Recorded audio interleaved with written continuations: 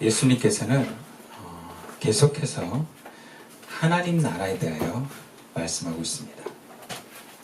누가복음의 하나님 나라의 핵심은 하나님 나라는 나에서부터, 즉 내 안에 영의 자리에서부터 시작해서 내 삶의 자리에, 그리고 지금 오늘 일어난다는 것입니다. 그것을 위해서 예수님께서는 제자들에게 하나님 나라에 또 하나님의 뜻에 맞는 기도를 드려야 한다라고 말씀했습니다. 이미 다 된 것 같은, 다 이룬 것 같은 바리새인의 기도가 아니라 죄인임을 인정하며 하나님께 긍휼을 구하는 세리처럼 기도하라고 말씀하셨습니다. 그리고 계속해서 예수님께서는 하나님 나라에 대한 메시지를 이어가고 계십니다. 오늘 본문에 사건 두 개가 나옵니다. 첫 번째 사건은 이렇습니다. 예수님에 대한 기적을 맛본 무리들이 자신들을 만져주기를 예수님께 바랍니다. 일종의 안수를 받기를 원하는 거예요. 근데 그 중에 아기를 데리고 있는 극성 부모들이 어린아이를 데리고 가서 예수님께서 만져주기를, 터치해주기를 바라고 있는 것입니다. 그런 부모들 우리가 교회에서 많이 보잖아요. 애들 데려가면서 목사님 기도해주세요. 목사님 안수해주세요. 그리고 안수받고 기도하던 굉장히 부모가 뿌듯해하고 흐뭇해하는. 저도 예전에 그 안수하시는 목사님 안수받으려고 이렇게 줄을 쫙 섰는데 제 앞에서 끊어지더라고요. 목사님 피곤하다고. 되게 기분 나쁘더라고요. 그게 별거 아닌데 받을 것 못 받으면 되게 화가 나는 거 보면 뭔가 안수에 대한 의미 부여나 어떤 복을 또 간구했던 기억이 납니다. 근데 그렇게 부모들이 그런 마음을 가지고 애들을 데려가는데 제자들이 막습니다. 애들은 가라. 애들은 오지 마라. 예수님께 오지 마라. 라고 하면서 부모들을 혼내면서 아이들이 접근하는 것을 지금 막고 있는 거예요. 물론 그 당시 아이들을 경시하는 문화도 있습니다. 그런데 유추해 봤을 때 제자들이 생각하는 하나님 나라, 예수님을 통해서 제자들이 함께 이뤄갈 그 하나님 나라는 지금 이 어린아이들에게는 아무런 도움이 안 되고 또 이들에게는 큰 역할이 안 될 거다라고 생각했다는 것을 보게 됩니다. 그게 그냥 깔려 있는 거예요. 이 애들이 무슨 하나님 나라를 이뤄가는데 도움이 되겠어? 너희들은 필요 없으니까 가라. 그런 의미를 갖고 있는 거예요. 그런데 예수님께서는 이 어린아이들이 가까이 오는 것을 허락합니다. 이것은 단순히 아이들을 어떤 존귀 여기고 귀하게 여기는 어떤 배려에서 차원이 아니라 하나님 나라의 차원에서 아이들이 가까이 오는 것을 허락하는 것입니다. 오늘 보면 16절과 17절 말씀인데요. 교독해 봅시다. 예수께서 그 어린아이들을 불러 가까이 하시고 이르시되 어린아이들이 내게 오는 것을 용납하고 금하지 말라.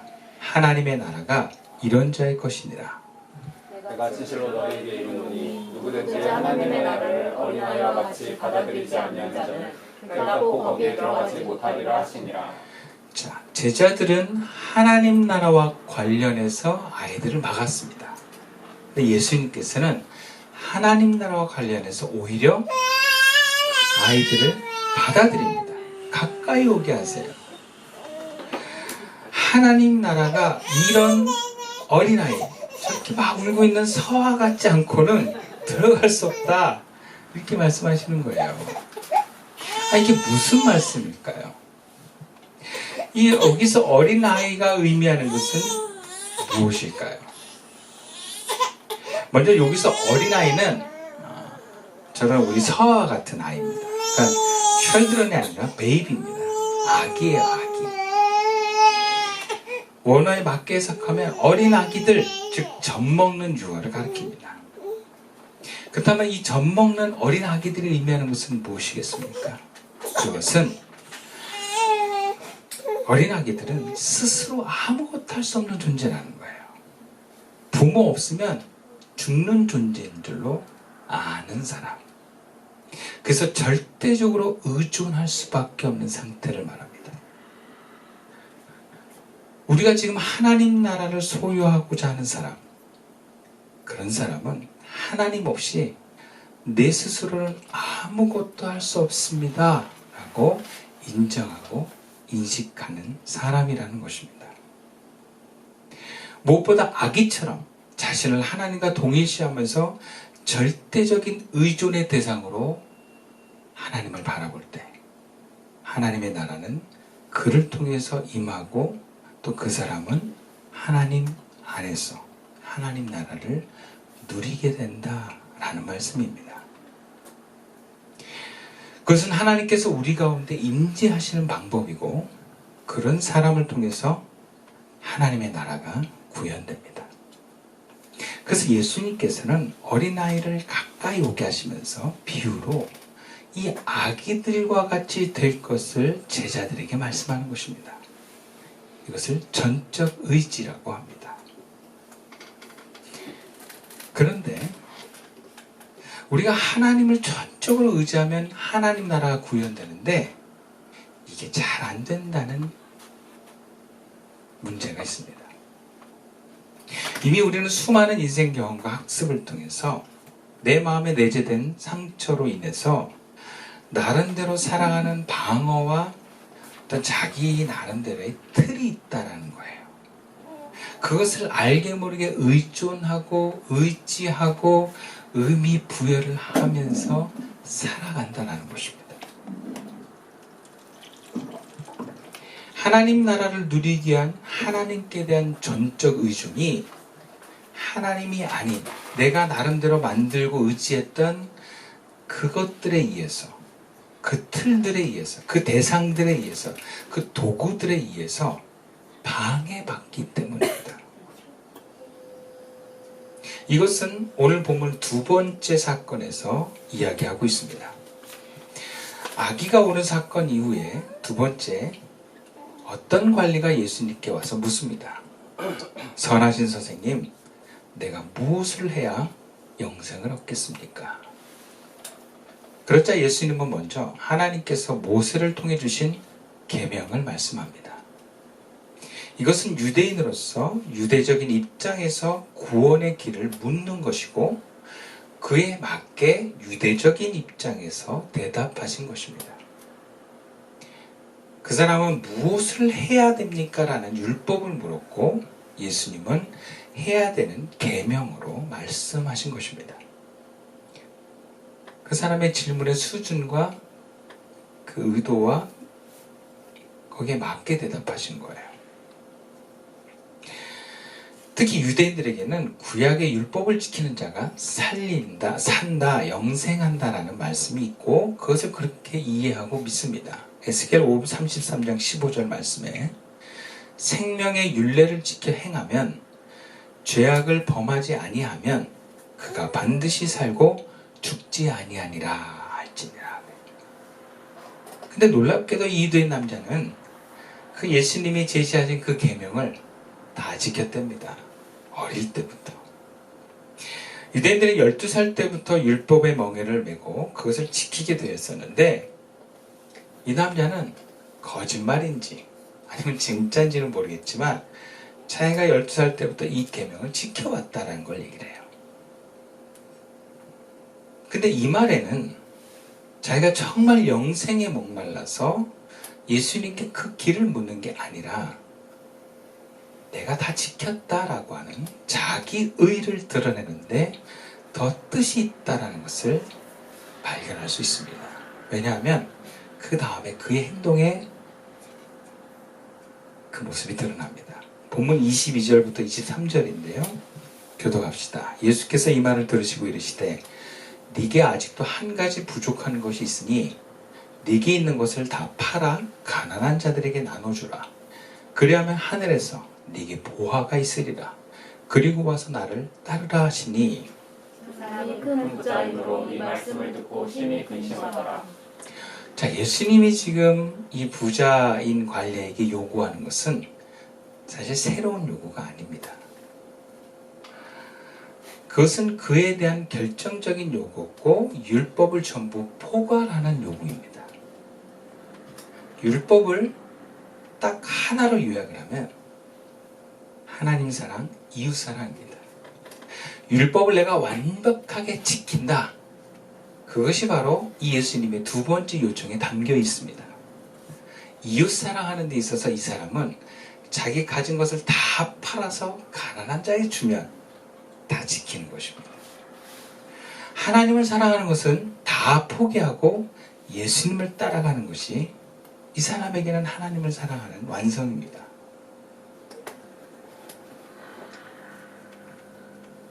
그러나 그 사람은 하나님을 전적으로 의지하는 삶 대신에, 그래서 얻는 영생을 얻는 것 대신에 많은 재산이 주는 유익과 안전을 선택합니다.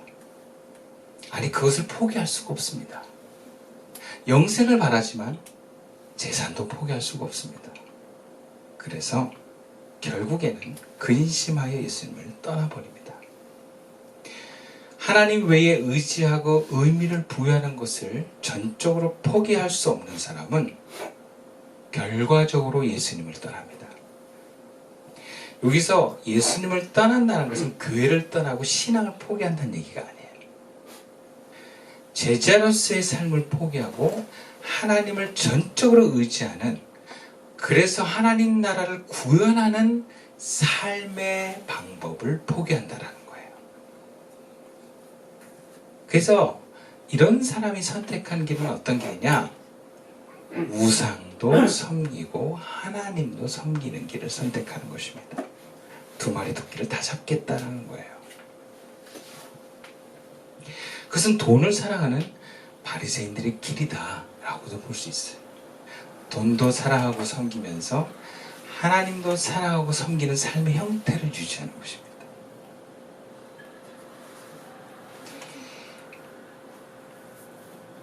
그런데 여러분, 이 모습이 우리들에게도 있습니다. 하나님 나라를 바라고 그의 나라를 이루겠다고 하지만 포기가 안 됩니다. 내 삶을 지탱하고 나를 나답게 나의 존재를 확인시켜주는 도구들 포기하기가 힘듭니다.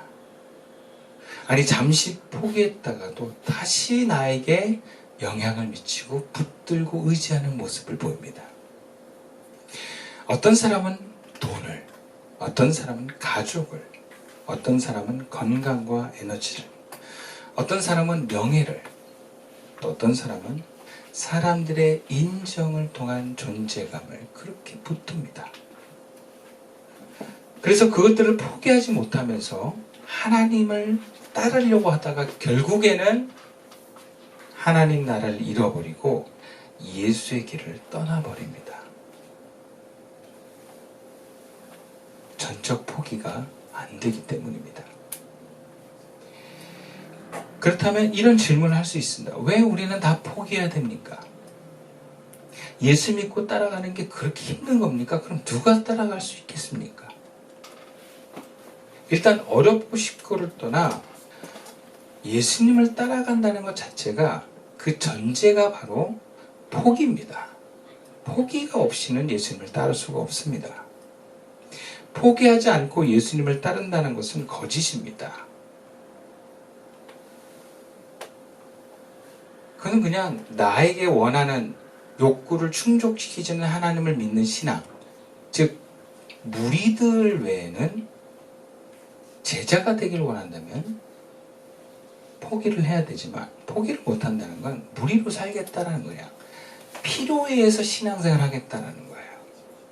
필요에 의해서 교회 나오고 나의 필요를 채우기 위해서 신앙생활 하겠다라는 것입니다. 그건 제자의 길이 아닙니다. 하나님 나라를 누릴 수도 세워갈 수도 없습니다. 예수님께서 12제자를 부르셨을 때 성경은 이렇게 기록합니다. 베드로와 그의 형제 시몬과 안드레를 부르셨을 때 그들은 이렇게 예수를 따랐다고 기록합니다. 마태복음 4장 20절 말씀입니다. 그들이 곧 그물을 버려두고 예수를 따르니라. 야고보와 그의 형제 요한을 부르셨을 때 이렇게 기록합니다. 그들이 곧 배와 아버지를 버려두고 예수를 따르니라. 이게 무슨 말입니까? 의지하고 의미 부여하고 의존했던 대상들을 버리고 예수님 따랐다는 거예요. 여러분, 예수님의 제자들이 예수님을 따를 땐 자기가 붙들고 의지했던 것들을 포기해야만 가능했습니다. 전적 포기를 할 때 예수를 따르는 것이 바로 제자의 삶입니다. 포기를 하지 않고 신앙생활 하는 사람은 결정적인 순간에 주님의 응답에 응답할 수가 없습니다. 그리고 내가 더 이상의 어떤 다음의 기회를 원하지만 그 기회가 오지 않습니다. 주님의 부르심은 따를 만할 때 주님이 부르시기 때문에 주님이 일단 나를 콜링할 때 노 하면 더 이상 기회가 없다 해도 과언이 아닙니다.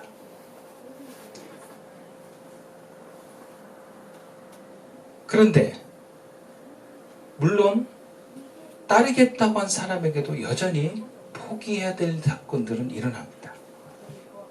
본문에서 부자는 재산을 포기하지 못하고 예수님을 처음부터 따라가지 않았지만 재산과 가족을 버리고 예수님을 따랐던 12제자들도 알고 보면 여전히 포기하지 못하는 것들이 있었어요.